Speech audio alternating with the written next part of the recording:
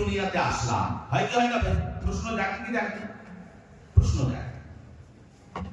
প্রিয় ভাইরা আমার, আমরা এই পৃথিবীতে আসার আগে সকলেই একটা জায়গায় ছিলাম, একটা জগতে ছিলাম, যেটাকে বলা হয় আলমে আরওয়াহ, রূহের জগৎ, আত্মার জগৎ।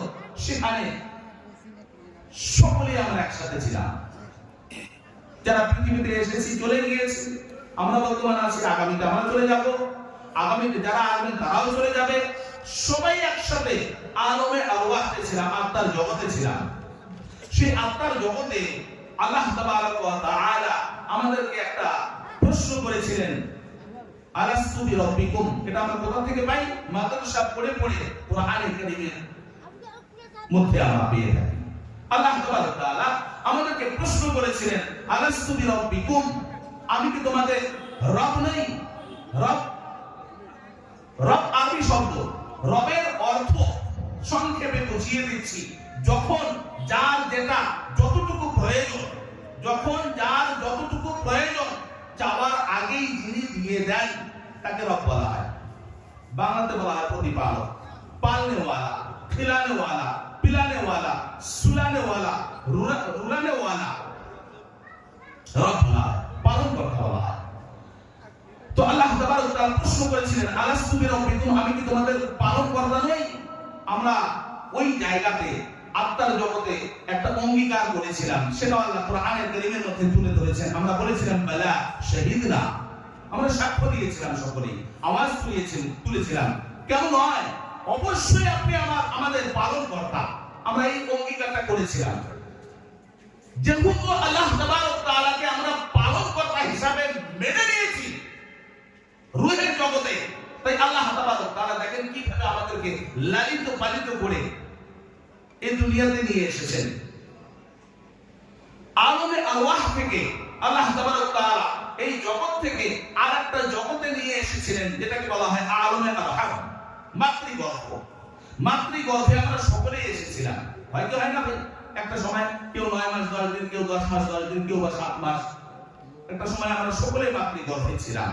এই মাতৃগর্ভের থেকেও আল্লাহ তাবারক ওয়া তাআলা বের করে নিয়ে এসেছেন আলমে দুনিয়া, এই দুনিয়াতে নিয়ে এসেছেন। তো মাতৃগর্ভে দেখেন, অনেকে আবার প্রশ্ন করি, নামাজের দাওয়াত দিলে, ইমানের দাওয়াত দিলে, মসজিদে আসার দাওয়াত দিলে বলে মসজিদে যদি সব সময় যাই, মাদ্রাসায় যদি যাই, তো কাজ না করলে খাবো কি?